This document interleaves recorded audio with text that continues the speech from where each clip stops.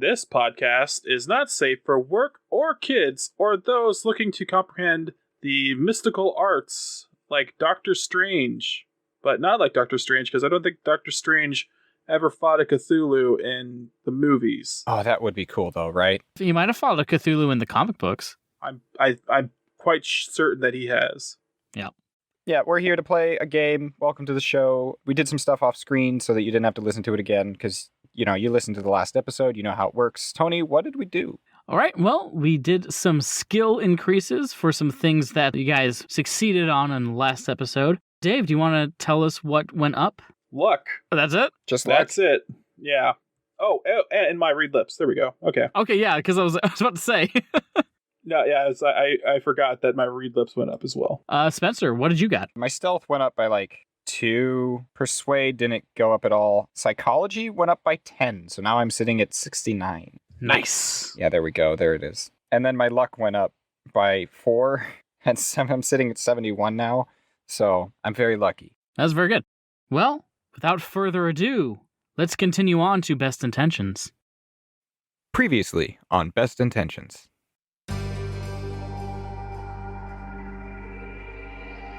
Is a rat with a human face. There are things that are going on that are beyond what we would like to understand. Oh god, it had his face. Now take this fucking toolbox off my desk. I'll try to keep that under wraps too. They always lived outside of their means. They did attempt to bribe me in order to get a hand of Adam's medical records. Oh, you were hired by the family. Yeah, we were hired by the family too. He used to be a night rider. Do you know what that is? And as you open it up, the contents are Backstrom's will. I want you to go pay a visit to the Grands and see if they're even worth our fucking time. You bring that proof back here, and I let the whole Backstrom estate wheels slide.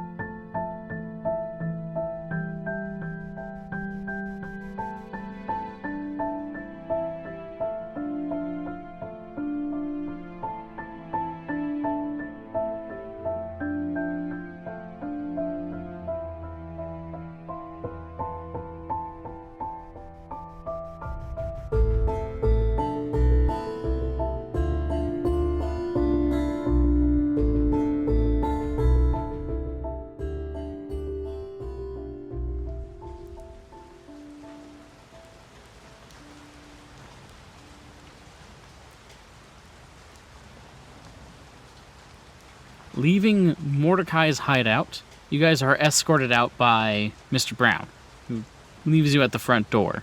I will say it is probably close to 9 o'clock. I mean, I've been shot twice.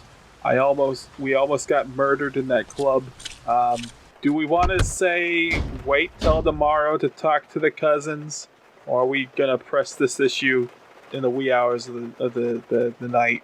I think it's better if we wait until the morning. I'll agree. I am quite exhausted from everything that's happened. So, yeah, we'll get some shut-eye. Okay. We head back, and I guess I drop off Joe, but before I do, while I do that and while I go back to the apartment, I would like to check to make sure that nobody's following us, that there's no car. So I'm going to take a weird path and see if cars follow us, if there is a car doing that. Okay.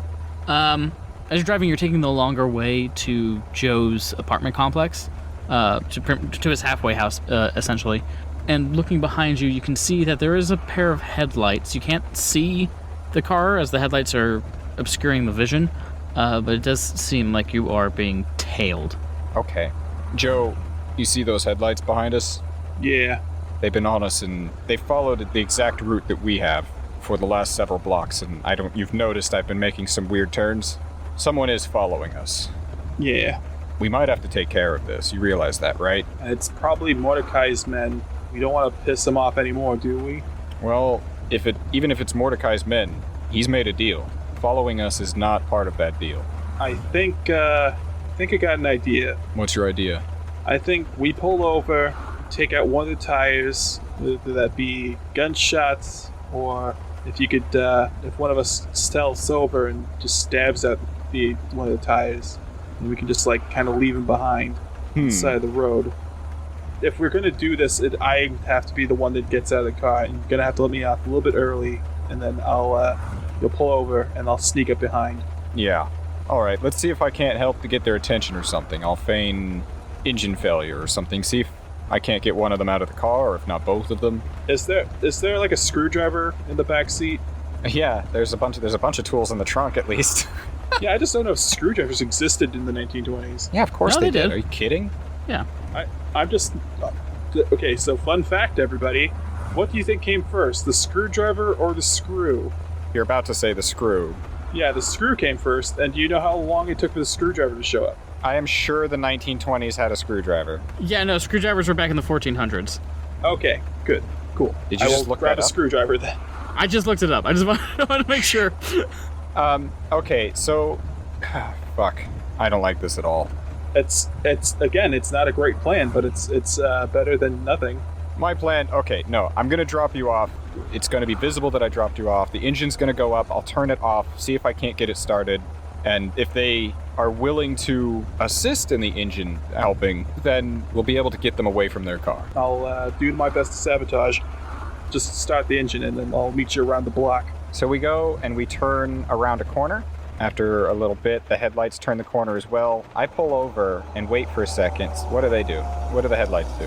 The headlights come to a stop maybe about 20 feet behind you. When we turn the corner, and the second he stops, I'm already executing the plan. Right, so the plan is for you to run out and stab one of the tires? The plan is for me to run out, hide, and then... It'll make sense to you, Tony, if you weren't paying attention. I go about 100 feet forward, hitting the brakes and making the car do sort of weird jerky motions, and then I pull over again.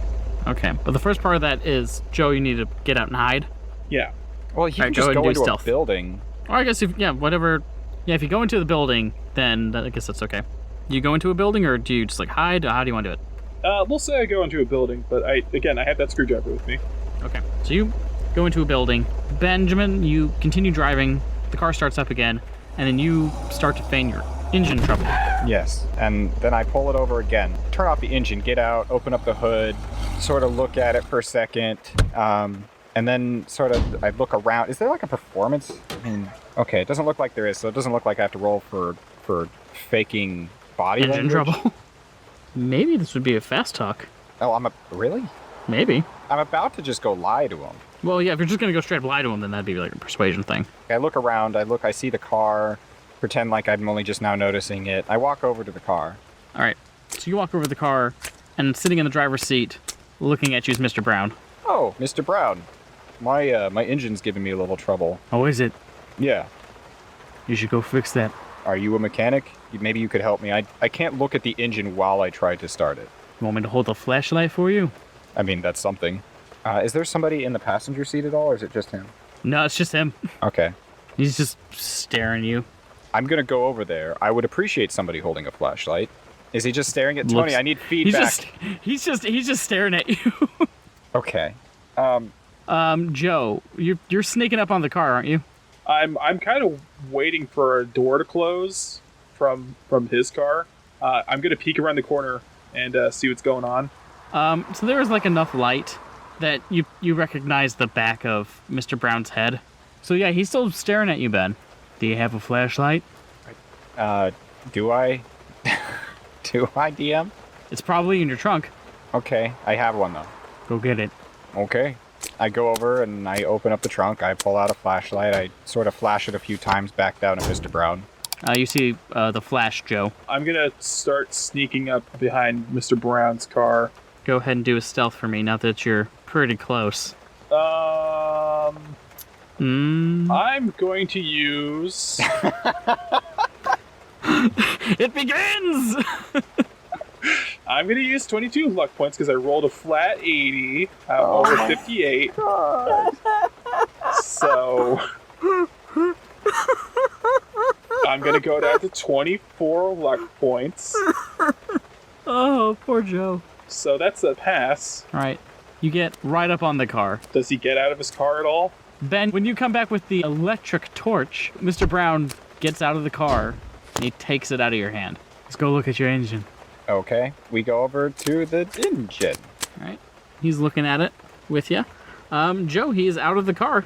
I'm gonna stab his back tire All right. with the screwdriver. You should probably look in the back of it too to see. I don't know. Okay. Is there anything in the car worth taking? Do a spot hidden for me. Ooh, yeah. There it is. I got a 15 out of 67. Oh, yeah. So looking around really quickly in there, it's very neat, it's very clean. You do see underneath the driver's seat, you do see like a 32. Like a 32 gun? Yep. Is the car door unlocked? It seems like it's unlocked. Yeah, when he left, he did not lock it. Okay, I'm going to steal his gun. Okay? We could totally just shoot someone in the street now and leave the gun that has the registered number to Mr. Brown hopefully on it. Well, I just want to disarm Mr. Brown. And if that also involves me getting a +1 to my guns, then I'm fine with that. So, do I need to do anything to take that gun? No, what was you just made like a regular stealth check? Yeah. All right, so you're gonna have to like pop open the door in order to get it. Right. I'm not closing the door again. I'm just lightly opening the door, and then I'm gonna leave that thing open and just let him know that you got fucked. All right, so I'm just gonna go ahead and do a lesson check for Mr. Brown. Okay, no. No, he doesn't hear it? He does not hear it. So you take it out. Oh, thank God. Okay. With that, I'm going to, can I use mechanical repair to somehow mess up his ignition since I'm already in the car? Yeah, sure. Yeah, dude, totally, yeah. Puts glue in the ignition. Can't get my key in that this. That is a 49 over 50. All right, yeah, so I'm gonna say it's gonna take you about 10 minutes, kind of like fiddling around and getting it, but you are gonna get it. In the meantime, Mr. Brown is with Ben, looking at your car. So what'd you say is wrong with it? What's it doing? It sputtered out. It might be a spark plug, or perhaps the fuel line. Kind of moves the flashlight to where like you're talking about. When he moves the flashlight and it's kind of dark, I'm going to sort of move my hand down and see if I can't fiddle with something to unattach it. Oh, sleight of hand. Oh dear God, I have no sleight of hand. Yeah, that's not going to work at all. He looks at you and he goes, "What are you doing?" I thought I'd see if you don't know what you're doing, don't touch anything. All right. Have you ever fixed a car before? No, have you? Yes. Okay. What would you say was wrong with it? Looks at it. It's gonna take me a little bit. It doesn't look like anything's wrong on the surface. And he's pretty mad at you. Like he was very angry with you, and he definitely wanted to mess you guys up. But like when you start showing the car, it kind of seems to relax him a little bit. Maybe he does this as a hobby, just kind of like unwind. Mm-hmm. So as he's starting to like look at the car and trying to like figure out the puzzle, what's wrong with the car, even though there's nothing wrong with the car, he just kind of is more into that at the moment, and he's just kind of fiddling around with your engine, just trying to see what's going on with it, which buys Joe enough time to finish up what he's doing and get out of there. So do you think something may have come loose, or? It's hard to say. He just kind of like starts muttering to himself as he's like fiddling around in there. Takes a step back and he goes, "I don't see anything wrong with it. Maybe you're just a shit driver." I've never had problems before, but it's not, driving isn't necessarily part of the private investigating skill set, so to speak. And he hands you back the flashlight and he closes your hood and he starts to walk back to his car. Joe's already making his way out of there. Yeah, Joe, you're already out of there. You had enough time to fiddle. You're gone. Okay. I pretend to fiddle with something further in the engine, and then after just a few seconds of like resumed fiddling, I get it running and sort of like wave and then take off. Yep. You can hear behind you Mr. Brown's car making that hard starting noise where it's just like not going. Mm-hmm. And then you don't see him anymore. You don't see the headlights come on for his car, but it's just you hear that weird mechanical noise. So I turn around the corner and sort of wait for Joe to show up. And only a minute or two later, Joe, you show up and you hop into Ben's car. That should have bought us a couple minutes. I get going. and we start going real fast. All right. And now that we're not being followed, there's nobody behind us still, yeah? Yeah. There's no headlights. Okay. At this point, it's now 9 o'clock. There's no banks open. Joe, I think you should get what you want from your apartment. I don't think we'll be able to go back for a while. Do you still have that manila envelope? I do. We could always drop off the will at a post office with Adam's address on it, or one of our addresses on it. Yeah, well, people have been rummaging through their mail. Yeah, then we put it to send it to one of ourselves. Nobody's rummaging through our mail. They probably will now. You don't think Mr. Brown will put together what happened? It might just have to stay with us for now. You can hide it in your office. But I'm not hiding it there. I'm gonna go by my office / my home, and we're gonna go by your apartment. We're gonna grab what we need, and that's gonna be with us for a while. Tonight we're sleeping in a motel. All right. So I guess we do that. Until we can satisfy Mordecai with whatever we discover from the cousins, this is how life is. And if somebody goes rummaging through either of our apartments, then they're not going to find anything of use. That's why we're going by. So we go by Joe's apartment, sort of stop for a second. All right, Joe, go and get what you need, but be fast. Joe grabs a spare change of clothes, and I don't know what else you need, besides maybe a toothbrush. I don't know. Some toiletries, a change of clothes, and if you have a weapon you want to bring, or maybe you have some valuables in a safe. Tony, can we say that Joe has a service rifle from the war? Yes, we can. So he's probably going to grab that. Okay. All right. So you grab yourself an extra set of clothes, you grab your service rifle and maybe a few toiletries, and you run back down to Ben's car.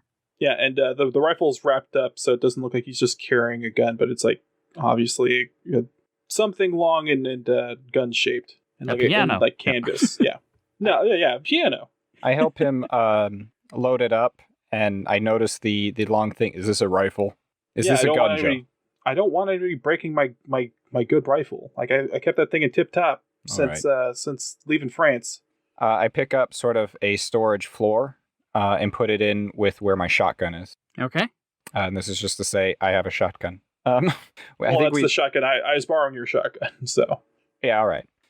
So then we go back to my apartment. I grab a spare change of clothes as well, toiletries, obviously, and then I take some of my case file notes. It's just sort of like a file cabinet, just a drawer full of that.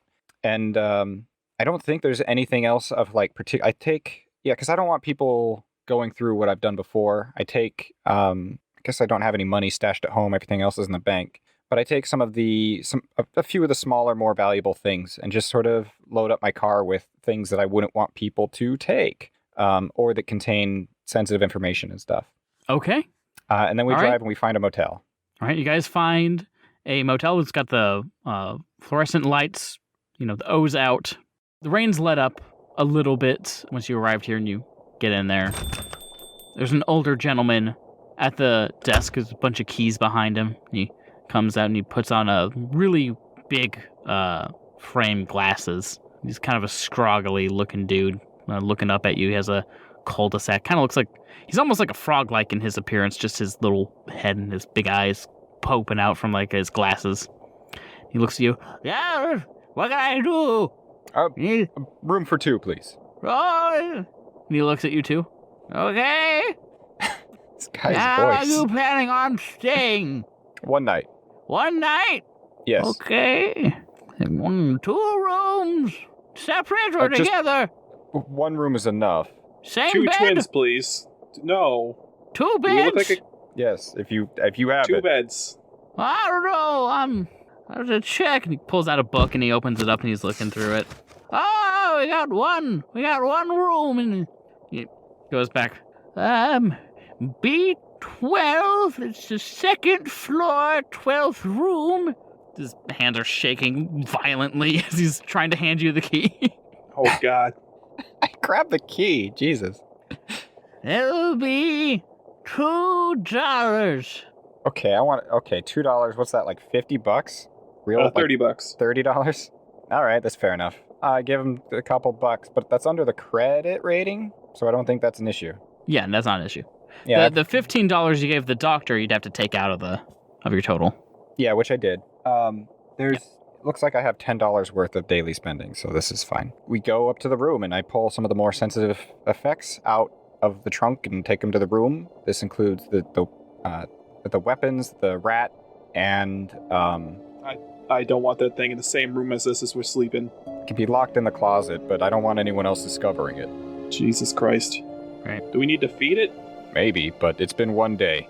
You give it cheese or do you give it people food? Whatever. Yeah, I pull out, I don't know, I probably pulled some crackers from my apartment, we'll say, and I put some food in the hole. Put some cracker in the hole. You hear this opened mouth chewing noise. And then, I don't know, a little bit of water from the tap. And then I don't know, we go to sleep. We gotta wait till morning. You guys lie down. You try to find some sleep. But Joe, you find it hard to sleep, as in the closet where the rat is stashed, kind of out of sight, out of mind, essentially, you can't help but just stare at the closet like a little kid who's afraid that the boogeyman's going to come out and get you. You can hear just this scratching noise from inside the closet, and every so often you hear just...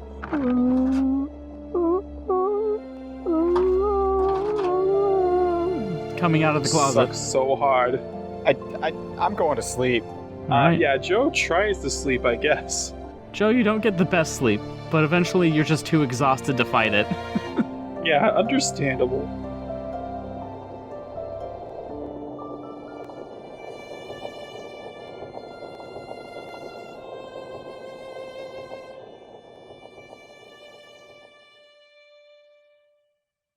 You guys wake up the next morning. What are your plans? Reload the car. We gotta go get breakfast, so let's find a diner and let's discuss how we're gonna talk to the cousins. All right. So you guys find a diner, Merv's Diner. You pull up in there. Somewhat busy, people stopping by for some breakfast before they go to work. You guys find a nice little booth you sit down in. Lady comes up. Hey, so what can I get for you two? I'll have 4 eggs, some hash browns, a couple strips of bacon, and a coffee. Oh, and a couple pancakes. Okay. I am quite hungry. Yeah, it seems I'm so. gonna keep it light and healthy. I'll do 5 eggs and a steak. Okay. Do you want a do you want a coffee? What do I look like? I'm married? Of course I want a fucking coffee. All right, calm your jets, big fella. Jeez. Okay, be right back. And she leaves. Listen, we're about to go talk to the cousins. They're not going to be forthcoming. They've hired out some mobsters, and they've obviously done this in an attempt to get money from a will. Adam says that they live outside their means, and the mob seems to think that they're saying that they have more money than they actually can possibly spend. All we're doing is looking for a way to get them to admit that they don't have money, or we're looking for a ledger or some other way to prove that they don't. It sounds like they borrowed more money than they have, and they were really relying on the windfall of old Uncle Blair passing away. Right. And if they don't have that, then they're fucked. So, we have to figure out, maybe we can squeeze them for something. Lie to them? A bank account would also show that they don't have money. Yeah, we just need bank statement. I don't know. I don't store my money in the banks too much. How's your acting? I mean, I ain't no Shakespeare. Let me do a quick test on you. Show you how good I am. What? So my persuade is 10. I rolled a 1. Were you trying to persuade someone? No, I was trying to do acting. I was trying to do acting skills on Ben. So there is an actual skill, I think, called act. No matter what, I rolled a 1. Okay, but you're just trying to... It doesn't work like that. I just wanted to fail, but then I got a natural 1, so I don't. Well, have you to just fucking you use just it. wasted it. Congratulations. I know.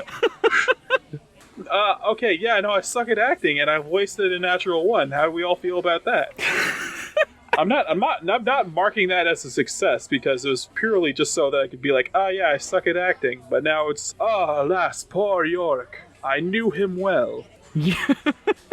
You, Joe, feel like you just gave the best performance of your life in a diner. It didn't count for nothing. And it's not going to get you nothing. Yeah, that was good. It's like, No, I don't think I could do that. No, I don't think I could do that again. Come on. Oh, well, I think the plan is to pretend as if we're from an accounting office or a law firm, there to discuss the prospective will statements. I mean, I can intimidate them. I could come off as a big, strong guy, but if we're going to be doing lip walking, I won't be able to keep pace.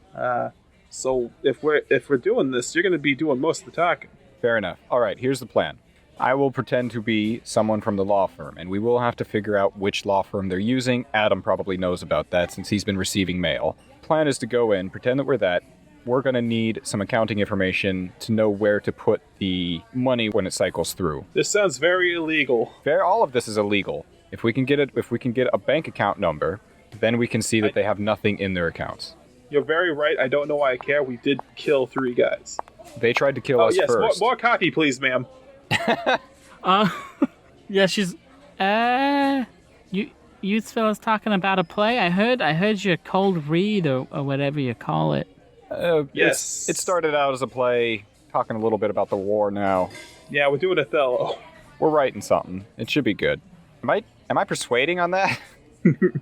Tony? Okay, well, I'm gonna say that I'll give Jo the one that she just doesn't ask any questions. Okay. Okay. What skill would that be on? No, I'm just giving. Don't mark anything. Okay. Just so you didn't waste that one. Okay. So we eat our food, we get our coffee. Next stop, Adam's house. We need to find out what law firm they're working with. So we head back to Adam's house. Is it raining still today? No, it's a bright sunny day actually. Oh, lovely. I don't have to add a whole bunch of rain sound effects. Oh no, it's poured thunderstorm, tornadoes. Godzilla's in the background. Holy shit. Yeah, no. So yeah, bright sunny day. You guys make it back to Adam's home, and going up to the door, Miss Victoza answers the door.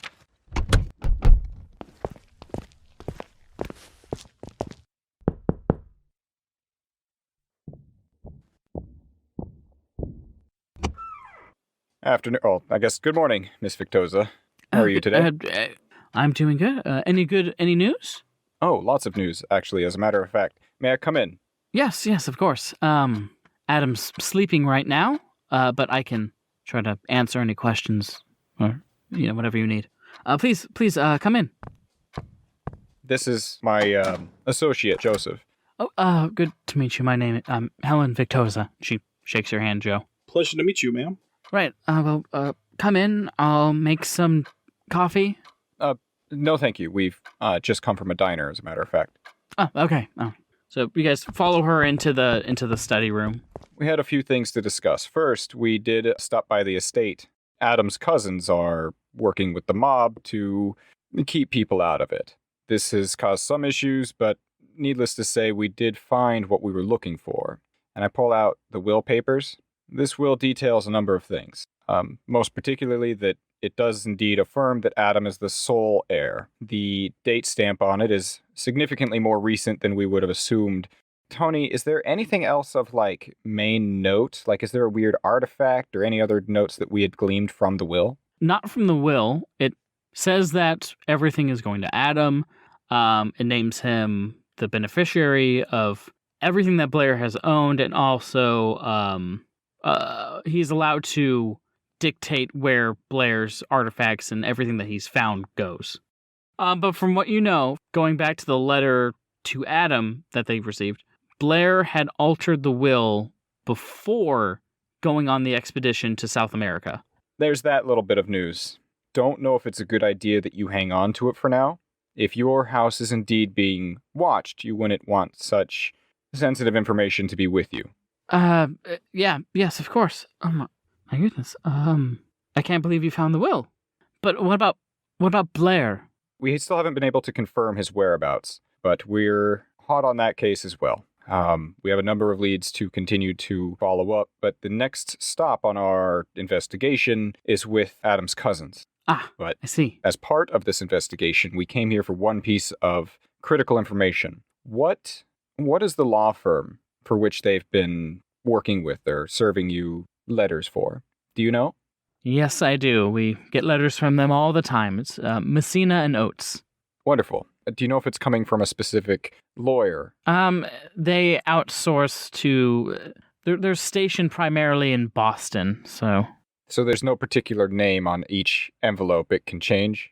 It can change. It varies. They're quite a large law firm in Boston. All right. Yeah, so I think it's mostly the paralegals that are handling everything at this moment. We've never really met with their proper lawyer. All right. Understood then. We will be hanging on to the will as people have been quite violent going after it.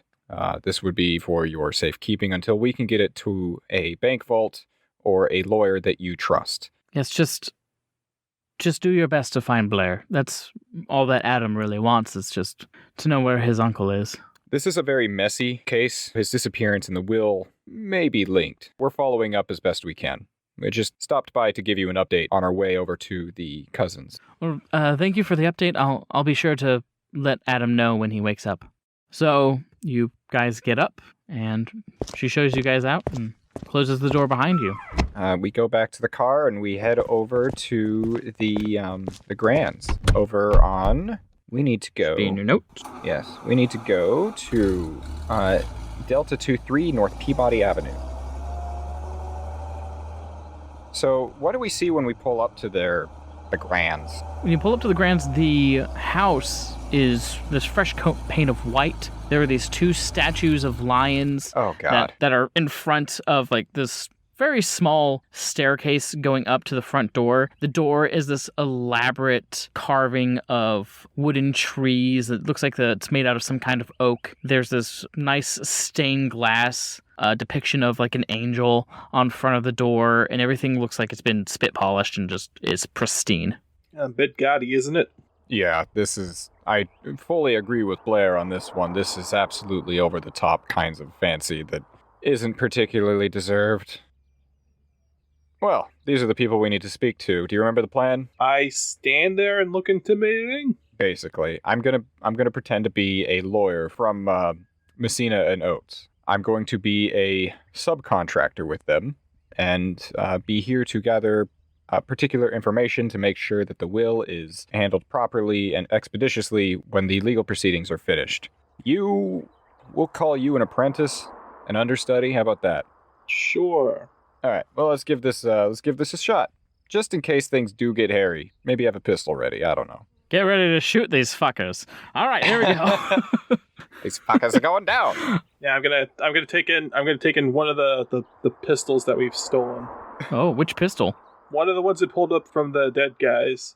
Okay. Because I feel like bringing in Mr. Brown's gun, if I get caught with that, it might be linked to some other crimes. I don't know. Yeah, who the hell knows? We head up to the estate, this house that is way too fancy.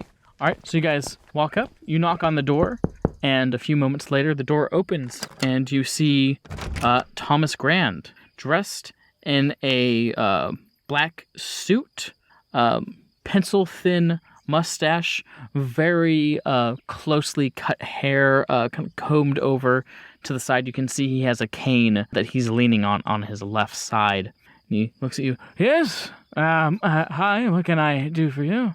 Hello, my name is Mr. Wheatley. This is my associate, Mr. Jenkins. We are here to discuss the will. I am looking for a Liza and Thomas Grand. Have I reached the appropriate resident? Yeah, yes, you have. I am Thomas Grant. My wife Liza is currently in the sitting room. Are you perhaps from the firm? Yes, we are from Messina and Oates. We're here to ask a few questions and get some things sort of lined up for the law firm to make sure that the will is handled expeditiously when the legal proceedings are finished. Oh, yes, of course, of course. Please, come in, and we can go ahead and talk business. Thank you. And he opens the door and leads you in, and you can see next to the door, kind of being used as like a coat hanger, is a replica of like the discus throwing guy. Okay. It's kind of some coats hanging off of like the disc. There's lots of very fancy paintings all over the place. There's like a crystal chandelier hanging in the dining room. The rug is like a Persian rug. It's fancy, but excessively so. Hey Spencer, could you do me a favor really quick? Maybe. Could you tell me my character's last name? Jenkins? No. It's Joe. You mean you mean your real last name? Yeah. It's Wheatley.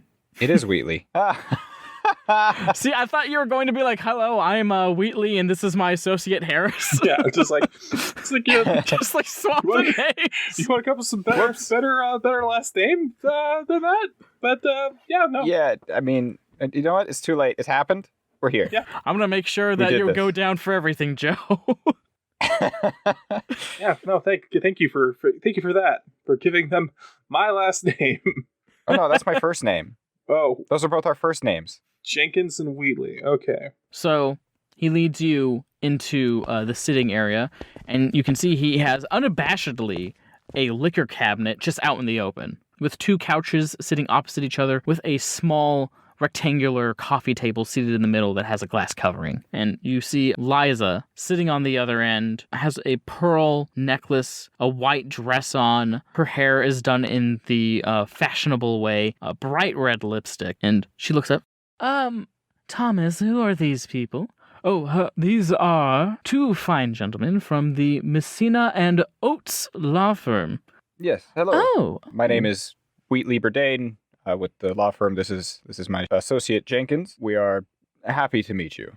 Oh, pleasure is all ours. Please sit. Thomas, how about you get the fine gentleman something to drink? They did come up all the way from Boston, after all. Yes, of course, dear. And he pulls out a cigarette and he lights it and he walks over to the liquor cabinet. So, we are still having some trouble acquiring Blair's will. It has taken quite some time, but we are hoping we'll find where that old codger stowed it. Isn't that right, Thomas? Yes, it is. Do you boys like ice with your brandy? Yes, actually. As a matter of fact, I do. Thank you. I'll take mine neat. I like you. Neat. I'll take 2. 2. He comes over with 2 glasses of brandy, 1 neat, 1 with 2 ice cubes. He gives you the appropriate ones, and then he stands behind the couch behind Liza and just smokes his cigarette. So, what do you boys need exactly? What are you looking for? Well, we're looking for a bit of information. In order to handle these proceedings expeditiously, the first thing is, do you fine folks have a lawyer in the local area that has been assisting you with perhaps more minor matters? We could connect with them and make sure that we get everything sorted out appropriately. No, we haven't. Everything we've done has been through you. We've been told that your firm's the best. Perfect. That is absolutely true. Just making sure that there isn't another set of legal proceedings we should connect with. Law is, after all, quite complex. Quite. I can't wrap my head around it. You know, I used to be a sportsman myself. Oh, yes. What sport did you play? Yes, baseball. Baseball. Fine American sport. Was quite good at it, too. And then Liza pipes up. Yes, until his back injury took him out. Too soon, I say, too soon. Yes, it was a nasty bit of work. I've always been a golf man myself, a little bit less intense on the body. I haven't quite taken up that sport yet, but maybe I will. It's the sport of gentlemen, dear sir. Oh, I always heard that the sport of basketball. No, I'm kidding. The basketball. So the next question, is there a routing number that we could utilize, an account number? This will help us transfer funds as soon as they're appropriated from the will. I think we have something lying around. I can get you a bank statement, if that will suit you. Yes, that would be helpful. Thank you. And so he goes, let me go try and find you one. And he walks off. Routing numbers were introduced in 1910 by American Bankers Association to avoid confusion cashing checks. Yep. It's almost like I did some research. I don't know if you did. Says Jenkins to Wheatley. So Thomas goes off to try to find something. Goes to try to find you some bake stipends. Liza continues to sit there and just smiles, and she reaches forward and takes a drink of whatever she was drinking. It looks like maybe champagne or something. So, yes. I'd like to just confirm to make sure that we have all of the appropriate information as well. Your last name is Grand, as you've married into a different family, correct? Yes, I used to be a Backstrom, as shameful as that is. I luckily married into a good, respected family. And Blair is your uncle on your maternal side. Yes. She just kind of like flashes her eyes and like bats her eyes a little bit at you. The light from like the bright shiny day is coming in like these little god rays into the room. Looks like their sitting room overlooks the park that's just outside of their home. The information that I have on file is that your uncle disappeared, looks 2 weeks ago. Is that correct?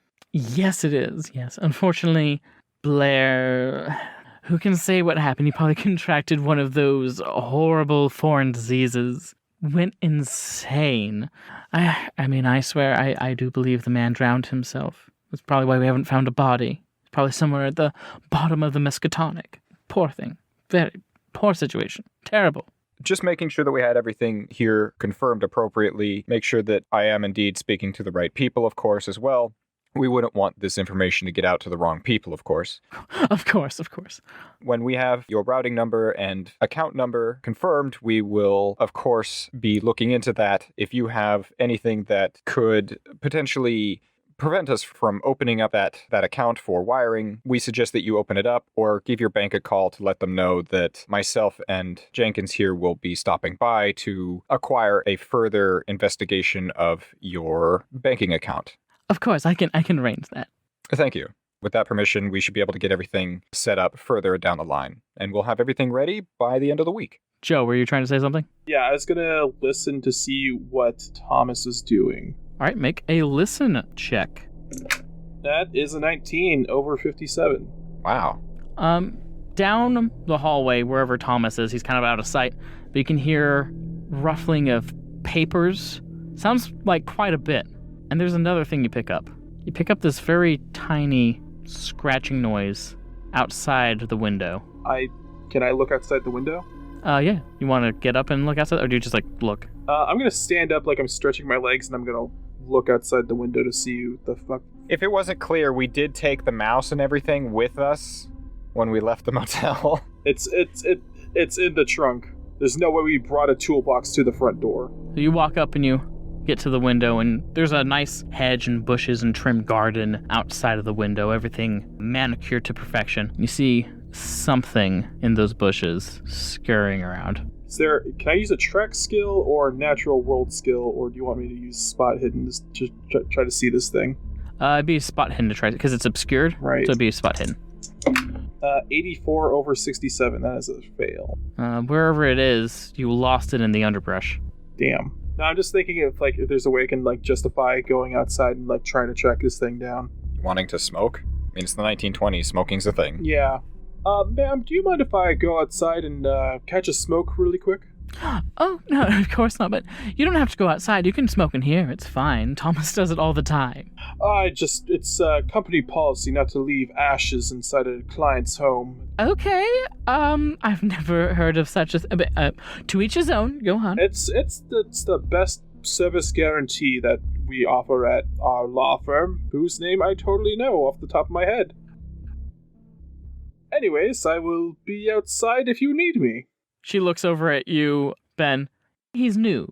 He is very new. I can see. This would be his second day on the job. You should probably teach him the name. It's Oates and Messina. Messina and Oates Jenkins, but close enough. I just know that I went to school with an Oates, and that's how I got this job. So, anyways, tally ho. Go take your smoke, Jenkins. I'll catch up with you afterwards. That's how Joe thinks that people, and that's how rich people talk. Yeah, so Joe, you head outside the home. I'm going to... You're now outside. Try to track this thing down, because I know I heard something and I kind of saw something in the bushes, but I don't know what I saw. Okay. Moving around to the side of the house where you saw the thing, go ahead and make a tracking roll. Okay. Ooh. That is a 6 out of 62. Oh, very good. Yeah, that's an extreme, I believe. Mm-hmm. So you see where it started from. Somewhere down along the sidewalk, there is like a storm drain. Mm-hmm. You can see out of the storm drain, there's still, because it's such a bright, sunny day, it cleared out a lot of the rain from yesterday. And you can see just this wet trail leading up and off and going into the bushes. And as you look at the footprints that this thing left behind, has something like a mix between little hands and rat feet. Gross. Okay. You follow it into the bushes, and you're looking in the bushes for this thing. And you can hear some scratching again. You look over, you can see something climbing up and out of the bushes. Ben. Oh, Ben. Okay. We're back at Ben. Ben. Thomas starts to come back in the room. I found some papers that have the routing number on it. I hope that these will suffice. And he walks over and he gives it to you. Is there also an account number on it? Yeah, it looks like it has all of his bank information on it. All of it? Oh, okay. Let's Lovely. go commit some credit card fraud. No credit cards yet, but fraud can still be accomplished. Does it also have any of his personal information beyond his name? Does it have like a birthday or anything? Yeah, it has his birthday. It has his security number. It has everything that you would need to fucking get into his bank. Perfect. Awesome. Okay, so I'm looking at the bank statement, and that's yes. This out of curiosity, does it look like he's broke? Make a psychology check. Psychology. I got a 5. So you can definitely tell when you asked for information on his bank and his finances, he went maybe a shade paler, and he was very nervous. And he seems to kind of trying to be misdirecting you somehow. I would like to analyze this paper. Like, what's the date on it, maybe? Or is there any fraudulent reworkings on this? Well, as you are looking at the paper and you're trying to analyze it, make a POW check. POW check? To beat up this paper? Let's make a POW check. POW is power, right? Yep. 14. Whatever that is extreme. You start hearing something. It's okay. Sourceless, and it almost seems to be like drifting through the air. And it's a slow, drumming, chanting noise. Joe. Yes. You see whatever this thing is hop up on the ledge, and you can see through the window, you can see Thomas handing Ben some papers. And whatever this thing is, it is not taking its eyes off of Thomas. Fun. It's just staring at him. And I also want you to make a POW check, please. Oh, my power is quite high. Okay. I got a 2 out of 80. Yeah, no, 2 do it. Joe, you also just start hearing this weird drumming, chanting noise. And it's in a language you don't recognize, and it just seems to take over all of your thoughts. You're still in control of what you do and say, but whatever this is, it's just in your head. Okay. So I hear a drumming noise. Am I still able to look at this paper and see if there's anything odd about it? Yeah, if you want to, if you want to ignore it, this would be an accounting check. Or a forgery check, just to see if it's been forged or messed with it in any way, which I don't think you have any skills in. I can't use library use on it, huh? No, library use is not applicable here. I still feel like they might be hiding something. Thomas, I'd like to make sure we have everything that is appropriate. I get the sense that there is something more I need to see. Oh, I could try to find something else. If you're worried about something, we see all kinds of financial situations every day. Remember that the 2 people you always want to be honest with. And he just kind of collapses to the ground. What's Liza doing? Liza stands up and looks down at Thomas, and you can hear Thomas beginning just to scream bloody murder. And he's grabbing his legs and just yelling, screaming, flailing on the ground. You can hear that drumming, chanting noise in your head has gotten louder and louder to the point where it's almost drowning out all the other sounds. I'd like to do a spot hidden to check for the source of this. Okay, go and do spot hidden. Okay, that's what I'm gonna do, and I'm gonna spot this thing, and whatever it is, I'm gonna shoot it. All right, spot hidden is 60. I got a 57, so 57 over 60. All right, you look over and you see another rat-like creature with a human face looking at Thomas and just moving its mouth. I'm going to... Can I see that Thomas is having a seizure, essentially? Yeah, so going back over to Joe, you see through the window, Ben is clearly saying something to Thomas, and Thomas is nodding in agreement, but he just kind of starts rubbing his legs and he looks like he's in pain, and then you just see him collapse. Okay. And the same thing is happening where the drumming, chanting noise is getting louder and louder in your head. And I can see this rat was staring at Thomas and something weird's going on in my head with the drumming, correct? Correct. I'm pulling out my gun and I'm shooting that fucking rat. So almost at the exact same time, both Ben and Joe, you guys both pull out your guns and aim it at the rat. So back in the house, you hear coming from Thomas this snapping, cracking noise, which sounds like the breaking of tree branches. He continues to scream. Liza's looking over him, trying to do whatever she can, but there's nothing she can do. You pull out your gun. Joe, you pull out your gun. Both of you roll handgun. Okay. 27, that's a hard success. I'm going to use some luck points.